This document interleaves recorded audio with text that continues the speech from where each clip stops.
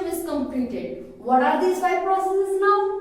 The first one is digestion. Digestion is the intake of food. So when we take the food in our mouth or buccal cavity or oral cavity, so it is ingestion of food. Then it will be digested. Digestion. So the next process is digestion. So what is digestion? Digestion is the breaking down of complex molecules, complex substances into simpler molecules and water soluble form. So now the third process is absorption.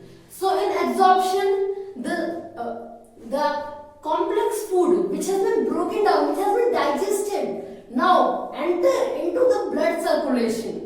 So it has been absorbed. It has been absorbed. The digested food has been absorbed. So it enters into the blood circulation. And the next process is assimilation. Assimilation is the process in which the digested food which has been absorbed will go into the cell by the cell membrane. So assimilation is the process when the absorbed food goes to the cell membrane or to the cell. Okay guys? And the last process is digestion. Digestion. What is digestion? Digestion is the process of expulsion of food. So what is digestion? Digestion is the process of expulsion of food in the form of fecus, urine. Okay guys? So we will be discussing about whole process of the digestive system and all the parts of the digestive system. So let's start guys. So at the very first, I have told you that we ingest food. Ingestion is the first process. Then we take the food in the buccal cavity or mouth or the oral cavity. You can say any one of these. So guys, so we take in food in our mouth and then the food is chewed by our teeth. So the mechanical process of chewing it by our teeth is known as mastication. It is chewed by our teeth. And teeth, you already know that teeth is also divided into 4 parts: incisors, canines, premolars and molars. Okay guys? So it has been broken down by teeth. And then the food which is broken down by teeth mixes with saliva. It mixes with saliva. And saliva is secreted by 3 salivary glands. 3 of the salivary glands. And what are the 3 salivary glands? Parotid. Parotid is the first gland. Submandibular. Submandibular is the second gland. And sublingual. So, what are the 3 glands? What are the 3 salivary glands? Parotid, submandibular and sublingual. So guys, then they secrete saliva.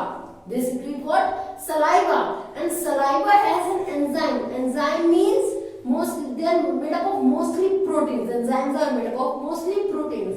And the saliva has enzyme which is named as what? Which is named as salivary amylase. So it has enzyme which is named as salivary amylase which breaks down sugar, which breaks down starch into sugar. Which breaks down what? Starch into sugar. Okay guys? So the saliva has salivary amylase and which breaks down into sugar. Which breaks down starch into sugar.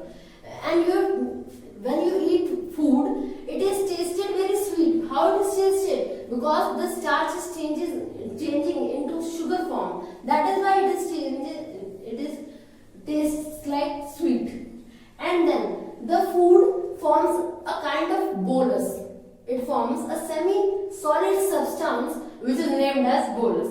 And then the bolus is swallowed. We swallowed the bolus. Then the bolus goes to the pharynx. What is the pharynx?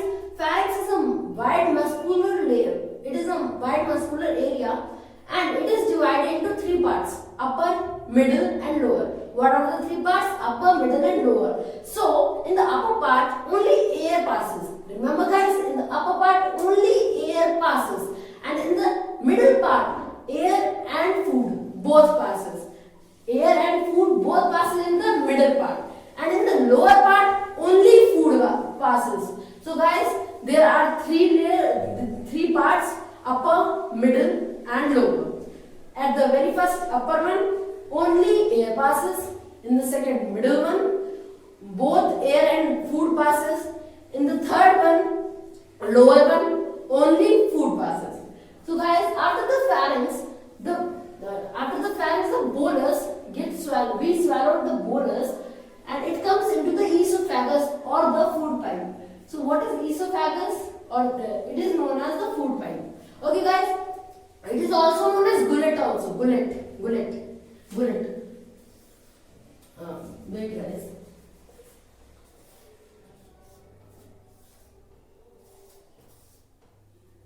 Gullet. Okay guys, it is also known as gullet. Then the bolus is pushed down in the esophagus by a peristalsis movement. Now what is a peristalsis movement? Peristalsis movement is the movement of contraction and relaxation. Contraction and relaxation of the food pipe. The food pipe contracts and relaxes, and then the bolus is pushed down into the food pipe, and then it goes into the stomach. Stomach is a J-shaped pouch.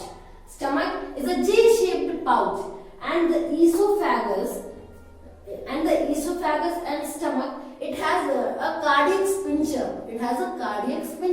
Now what is the use of the cardiac sphincter? It is a sphincter between this esophagus and the stomach, and it prevents the food which has came into the stomach not to go back to the esophagus. When you vomit, what happens? The food in the stomach go back to the esophagus, and then from the mouth we expel out the food. So to prevent this only, there is a sphincter which is known as cardiac sphincter. Okay guys, then the food is in the stomach for 3 hours. For 3 hours it is in the stomach. And this whole digestive system, it is known as the alimentary canal or the gut. And in this whole alimentary canal, there is peristalsis movement in whole alimentary canal. It has peristalsis movement. Okay guys, and in the stomach there are millions of gastric glands. And these gastric glands only secretes some enzymes. What are these enzymes? Pepsin and hydrochloric acid also. There is acid, hydrochloric acid, pepsin and gastric lipase. What are the three things? Hydrochloric acid, enzyme pepsin, and one more is there, gastric lipase. Now, what are these uses? What are the uses? So, at the very first, hydrochloric acid. The hydrochloric acid is used to kill germs from the food. What is the first use of hydrochloric acid? The first use of hydrochloric acid is to kill germs from the food. Excuse me. And the next use of hydrochloric acid, is to acidify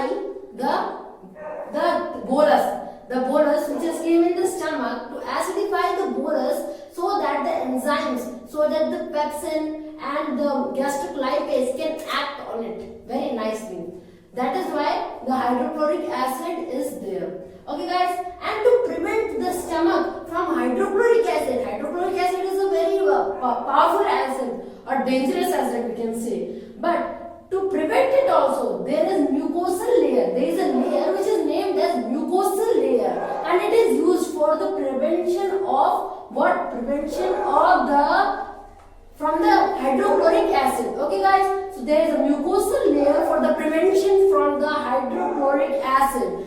This is a very dangerous acid, and now it opens. Now the stomach opens into the small intestine. Now small intestine is further divided into 3 parts. What are the 3 parts of the small intestine? The 3 parts of the small intestine is duodenum, jejunum, and ileum. What are the 3 parts? Now, there is a sphincter between the duodenum and the stomach. Duodenum is the first part of the small intestine, and in between the stomach and the duodenum, there is a sphincter which is named as pyloric sphincter. What is the name of the sphincter? Pyloric sphincter. And the same function of the pyloric sphincter is to prevent the food which is in the duodenum to go back into the stomach. Okay, guys? And then there are two more things, liver and gallbladder. What are the uses of the liver and gallbladder? Now, the liver has a yellowish substance. It has a yellowish liquid, which is called bile. And it is in the color of yellow. Why it is in the color of yellow? Because it has the pigment named bilirubin and biliverdin. Why it is yellow in color? So bile is yellow in color because of the pigment. What is the pigment? Bilirubin and biliverdin. And then the bile, which is secreted by the liver, which goes into the normally it goes into the gallbladder, then it is temporarily stored in it, and then it passes from it to the duodenum. But sometimes, in some cases, from the liver directly, the bile comes to the duodenum. Okay, guys? And then there is a hepatic duct. What is the name of the duct? There is a hepatic duct which comes from the liver.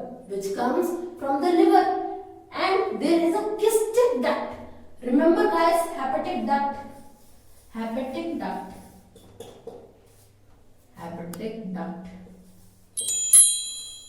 and cystic duct. What are the function of these two ducts? So, the hepatic duct is from the liver. It is the duct of the liver. This duct is known as hepatic duct. It comes from the liver, and the duct of the gallbladder is known as the cystic duct. And they both form like a Y-shaped things. And which forms a common bile duct. This is a bile duct, common bile duct.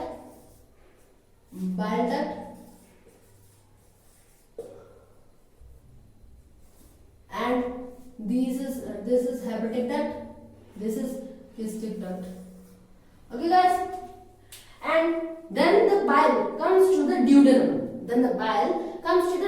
And duodenum is the first part of the small intestine. Now the pancreas also has a duct which is named as pancreatic duct. And then pancreas also secretes some enzyme. Now, when the stomach has done its function of the gastric, then the bolus now form a chyme. It is also semi-solid substance. Now, in the stomach only, it forms chyme, and then the chyme goes to the duodenum. And then the bile makes the chyme alkaline. It was acidic when the hydrochloric acid acts on it, but it is made alkaline. With the help of bile. Okay, guys? Then it is made alkaline with the help of bile. And bile also help in the breakdown of fats. Okay? So it helps in the breakdown of fats into emulsified fats. And then in the duodenum, the alkaline chyme will be acting by the pancreatic juice. It has some enzymes. What are the name of the enzymes? Trypsin, pancreatic amylase, pancreatic lipase. So there are three enzymes: trypsin, pancreatic amylase, and pancreatic lipase. Okay, guys. Now these three will act on the chyme, alkaline chyme, which has been made alkaline with the help of bile. Remember, guys. And then these three enzymes. What is the function of these three enzymes? So the very first, trypsin. What is the function? function of the trypsin. Then trypsin will convert, in the first we have seen that the pepsin is converting the proteins into peptides. No? And gastric lipase is breaking down fats. Now this trypsin will convert more small peptides, more small proteins into peptides. Don't be confused, because pepsin is doing and trypsin is doing the same work, but it is converting less proteins. It is converting only 20% of proteins. Now trypsin will convert more than 20% of proteins into peptides, and then the chyme will be acted by pancreatic amylase. Now what will be doing on this time? So pancreatic amylase will convert starch into maltose. It will convert starch into maltose. And what will do pancreatic lipase? Now pancreatic lipase convert the fat into fatty acids and glycerol. What will it do? So the pancreatic lipase will convert fats into fatty acids and glycerol, and then the food is passed through the ileum. Remember guys, when there is a postmortem, jejunum is always empty. It has been found that jejunum is always empty. So after passing through the jejunum, there is ileum. Excuse me. There is ileum. So the food is passed through the ileum. And now what will happen in the ileum? Ileum has also some enzymes, peptidases or erepsin. So what will do now peptidases? Peptidases will convert peptides. Peptidases will convert peptides into amino acids. Peptidases will convert peptides into amino acid. And the last, I have told you that the end product of the proteins is amino acids. And there is one more, maltase. Maltase is also there. Maltase will convert maltose. Maltase will convert maltose into glucose. Okay guys, maltase will convert maltose into glucose. And then it will go to the cecum. In the large intestine. Large intestine is further divided into three parts: cecum, colon and rectum. So the colon is further divided into three parts. Ascending colon, it is at the right side. Now the transverse colon, and then the descending colon. Descending colon is at the left side and it is at the right side. And the transverse colon is at the center and it is below the stomach. Okay guys, and now the food will go to the cecum in the large intestine, and then it will pass on to the colon, ascending colon, and then to the transverse colon, and then to the descending colon. And after it all, in the large intestine, what happens? It absorbs water. It absorbs mostly water, and the leftover thing will be defecated. By the process of defecation. Okay guys, then it will be defecated through the rectum and then through the anus. Anus is the opening part through which it is defecating. So the process of defecating is known as defecation.